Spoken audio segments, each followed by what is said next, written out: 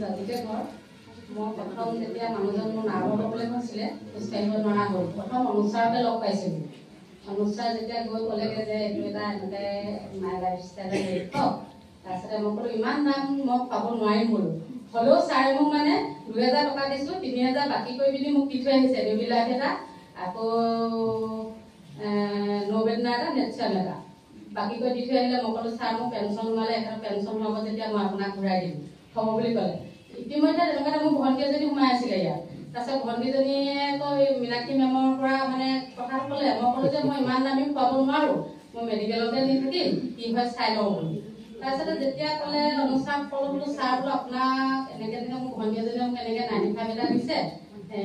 বাইদেউ যোৱাৰ পাছত তাৰপৰা মই বোলো হেৰি নকৰোঁ আপুনি বেয়া নাপাব দেই ছাৰে ক'লে হ'ব বোলে মই বেয়া নাপাওঁ এতিয়া চাগে ছাৰে বেয়াও পাই আছে মোক চাগে